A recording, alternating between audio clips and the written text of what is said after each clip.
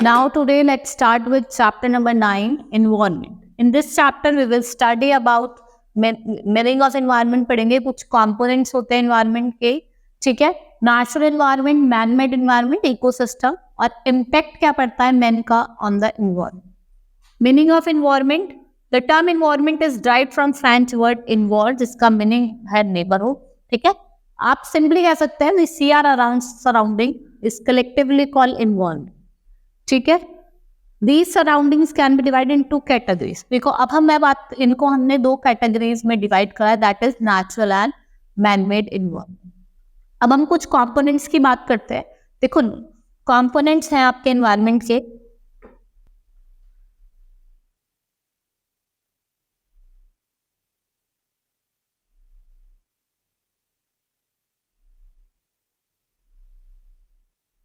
दो पार्ट्स में डिवाइड करा है, दैट इज नेचुरल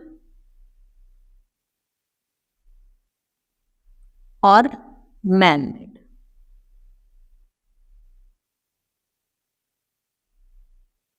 जिसे हम ह्यूमन एनवायरनमेंट भी कहते हैं, ठीक है.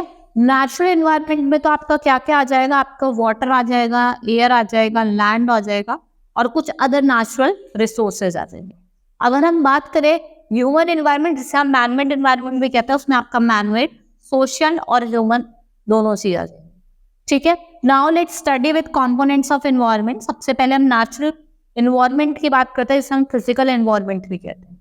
All those things with that exist naturally around us, जो भी चीजें नेचुरली हैं, जो फ्री गिफ्ट ऑफ नेचर है, जैसे आपका प्लांट्स हो गए, एयर हो गई, लैंड हो गई, वाटर हो गई, ये सारे क्या हैं आपके नेचुरल गिफ्ट ऑफ एनवायरनमेंट, ठीक है. नेचुरल एनवायरनमेंट को हमने दो पार्ट्स में डिवाइड करा है, that is biotic and abiotic. Biotic मतलब लिविंग और एबायोटिक मतलब नॉन लिविंग. बायोटिक मतलब लिविंग और एबायोटिक मतलब non living. Biotic environment, the environment includes world of living organism, ठीक है. फॉर एग्जांपल आपका प्लांट्स हो गए, एनिमल्स हो गए, ह्यूमन बींग्स हो गए. और एबायोटिक में क्या आते हैं आपके नॉन लिविंग एलिमेंट्स, जैसे लैंड, वाटर, एयर, ये क्या है आपके नॉन लिविंग, ठीक है. Now interaction between biotic and abiotic elements. देखो भाई बायोटिक और एबायोटिक में डिवाइड करा है तो कोई ना कोई रीजन तो होगा या कुछ ना कुछ बात तो होगी जो इनको हमने क्लासिफाई करा, ठीक है. अब कुछ इंटरेक्शन भी है. अगर हम बात करें बायोटिक और एबायोटिक एलिमेंट्स की नेचुरल एनवायरनमेंट में, दे आर इंटरडिपेंडेंट.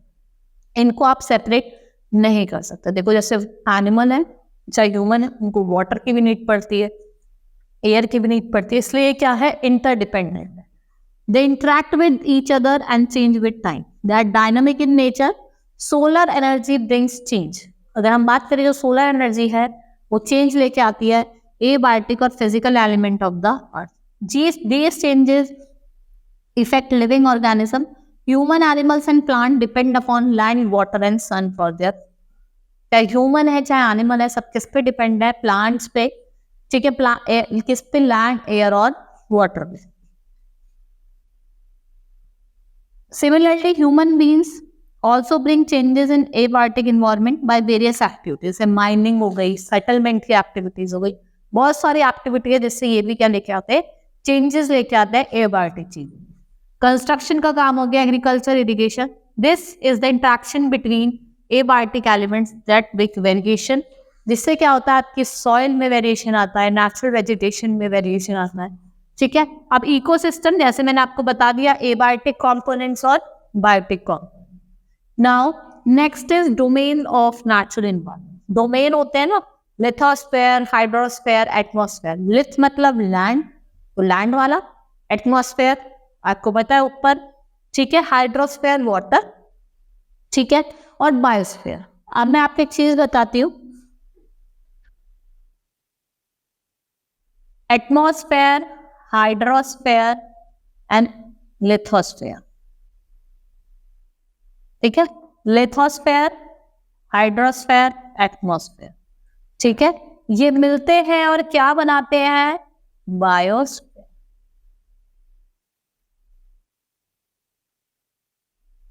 क्या बनाते हैं, बायोस्फेयर बनाते हैं.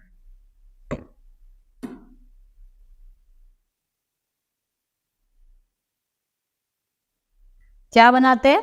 बायोस्फीयर बनाते हैं।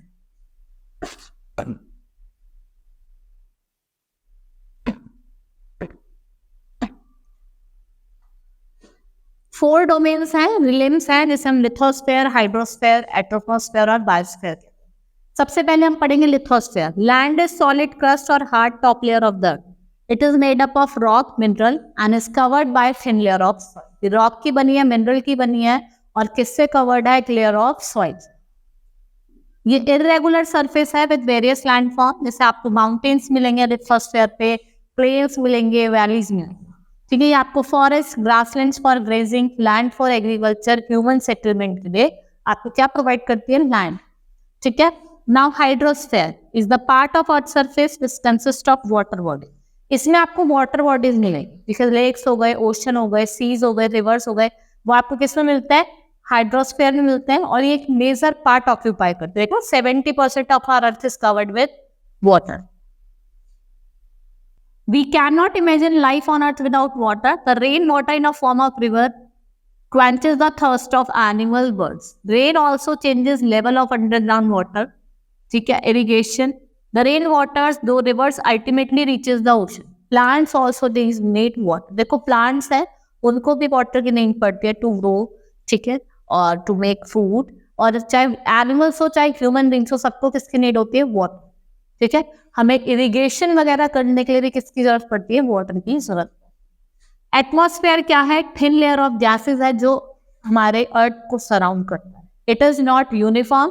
ठीक है, ये एग्जिस्ट करता है लेयर में। The force of gravity exerted by the earth holds the atmosphere around the it. वो एटमॉस्फेयर वो जो होल्ड करके रखता है, वो किसकी वजह से करता है? फोर्स ऑफ ग्रेविटी की वजह से। अब biosphere, the lithosphere, hydrosphere and atmosphere, ये किसके बने हैं? नॉन लिविंग मैटर के। लेकिन बायोस्फेयर जो है वो किसका बना है? लिविंग का। ठीक है, it is found where lithosphere, hydrosphere, atmosphere meet and interact with each other to support life, जैसे मैंने आपको बताया था अभी। ठीक है, ये क्या है आपका? Atmosphere, lithosphere, hydrosphere mix up क्या बनाता है? बायोस्फेयर। यहाँ पे ये मीट करते हैं, तीनों आके मिलते हैं, वहां पे क्या बनता है आपका? बायोस्फेयर बनता है। ठीक है, क्या बनता है? बायोस्फेयर बनता है।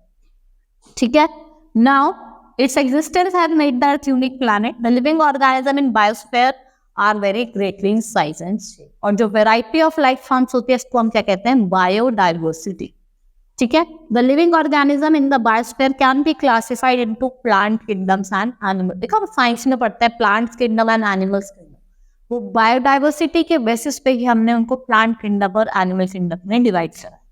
इकोसिस्टम की बात करते हैं, all living organism plant and depend on their immediate environment, they are also interdependent on each other. The relationship between organism and their surroundings forms ecosystem. ठीक है, जो रिलेशन होती है किसके बीच में? हमारे एनवायरनमेंट के, और उसे कहते हैं इकोसिस्टम के अंदर। ठीक है, इसका कोई साइज नहीं होता, बिग भी हो सकती है, as rain forest, grassland, desert. Ecosystem can be natural और आर्टिफिशियल। इकोसिस्टम आपका नेचुरल भी हो सकता है और आर्टिफिशियल भी हो सकता है। The sun is the main source of energy for the growth and development of ecosystem. और इकोलॉजी क्या होती है? ये साइंस होती है which studies the relationship between living organisms and their environment. Ecology क्या होती है? एक रिलेशनशिप बिटवीन होती है जिसके बीच में आपके इकोसिस्टम और environment. Now man-made human environment, if we look around ourselves and assess our present environment, we will observe that there are many other things surrounding us. Other than land, water, building, furniture, books are human-made components of our environment. ठीक है, building हो गई, furnitures हो गई, books हो गई, ये सब क्या है? आपके human made environment. Human beings have been created these components by modifying the natural environment. Human beings use their skill and know how to create things from natural environment. जिससे आप क्या कर सकते हैं? अपनी नीड्स को सेटिस्फाई कर सकते हैं। अब impact on off man on environment, देखो इम्पैक्ट क्या पड़ा एनवायरमेंट पे? Man is an integral part of environment. Earlier man was completely dependent upon his environment, but modern men have been able to change his environment as per its. पहले तो हर एक man किस पे depend था? Environment. लेकिन जो modern man है उसने अपनी नीड्स के हिसाब से इन्वायरमेंट को क्या कर दिया है, चेंज कर दिया है। Man has played dual role for being developer as well as polluter. Man dual role play करता है, पॉल्यूटर भी और डेवलपर के रूप में, ठीक है। Man has ruthlessly used the resource to fulfil the desire. This hampers, haphazard and overutilization of resources had led to environmental pollution. जिस overutilization of resources की वजह से क्या हो रहा है, आपके environmental pollution हो रही है। कुछ unwanted और harmful agents जो थे वो आपके natural environment को cause कर गए क्या, environmental pollution। जैसे agricultural development, भाई agricultural development हुआ, उसमें आपने क्या करा, कुछ artificial chemical introduce करे तो क्या, क्रॉप्स ग्रो करने के लिए। This led to the problem of land degradation. इससे क्या हुआ, लैंड डिग्रेडेशन हुआ। और जो लैंड डिग्रेडेशन का मतलब क्या होता है, आपको देखा होगा, जिसमें क्या होता है, जो क्वालिटी होती है आपके लैंड की वो डिप्लीट हो जाती है, ठीक है, कम हो जाती है। दूसरा है एक्सेसिव वेहिकुलर और industrial emission led to increase in carbon dioxide and other harmful gases in the atmosphere. देखो भाई, वेहिकुलर व्हीकल से इतनी पॉल्यूशन निकल रहा है, इंडस्ट्रीज से निकला है, जिससे क्या हुआ, आपकी कार्बन डाइऑक्साइड जो है वो इंक्रीज हो गई। उस कार्बन डाइऑक्साइड की इंक्रीज होने की वजह से जो हार्मफुल गैसेस हैं वो एटमॉस्फेयर में जा रहे हैं, जिससे क्या हो रहा है, आपके ग्लोबल वार्मिंग, जिससे आपको वेरियस हेल्थ प्रॉब्लम्स हो रही है, लोगों को अस्थमा जैसी प्रॉब्लम हो रही है, कैंसर जैसी बीमारी हो रही है। Thus it is necessary for us to be aware and sensitive about various problems. We should try to achieve near perfect balance between natural and human environment. आपको एक बैलेंस बना के रखना है नेचुरल और ह्यूमन एनवायरनमेंट दोनों के बीच। It is the need of time that humans should learn to live and use environment in a harmonious way so that further destruction is avoided and our future generation are able to sustain and survive. ठीक है, आपको maintain करके रखना है जिससे जो आपकी future generation आएगी वो सस्टेन कर सके अच्छे एनवायरनमेंट में और अच्छे से सर्वाइव कर सके। ठीक है, ये कंपोजिशन दिया हुआ है। सबसे ज्यादा क्या होती है आपकी नाइट्रोजन, दैट इज 71%। उससे कम क्या होती है ऑक्सीजन, दैट इज 21%। ठीक है, और कुछ अदर गैसेस जो 1% होती है, that is carbon, argon, water vapour और कुछ अदर गैसेस। नाउ चैप्टर हमारा कंप्लीट हो गया है। Now let's start with the evolution time. हम एक्सरसाइज करते हैं। Very short type question, what is meant by environment. आपको एनवायरनमेंट बताना है क्या होता है, and which are the two components. दो कंपोनेंट्स बता दें, नेचुरल एनवायरनमेंट और man-made. Which are the two types of natural environment, कौन से होते हैं, biotic and abiotic. Short answer type question, give example of natural environment. आपको एग्जांपल देने नेचुरल एनवायरनमेंट के और मैन-मेड एनवायरनमेंट के। डिफरेंशिएट बायोटिक और एबायोटिक, बायोटिक लिविंग और एबायोटिक नॉन लिविंग। ठीक है, what is ecology, write any two negative impact on environment. Long answer type question, write about a note on interaction. एक interaction मैंने अभी आपको पढ़ाया था बायोटिक और एबायोटिक बीच में, उस इंट्रैक्शन को आप एक्सप्लेन करेंगे छोटे से पैराग्राफ में through a light on various domains of natural. Domains लिखने आपको।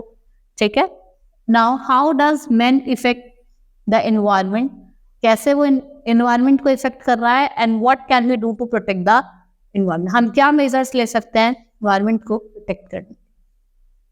Now tick the correct option, which of these are the components of natural environment. सारे क्या हैं आपके नेचुरल एनवायरनमेंट के कंपोनेंट्स हैं।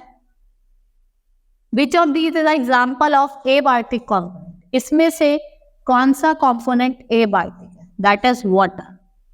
Which of these is dependent on land, air, water and sunlight for their survival. देखो human beings, animals, plant, सबको क्या चाहिए, लैंड चाहिए, एयर चाहिए, वाटर चाहिए।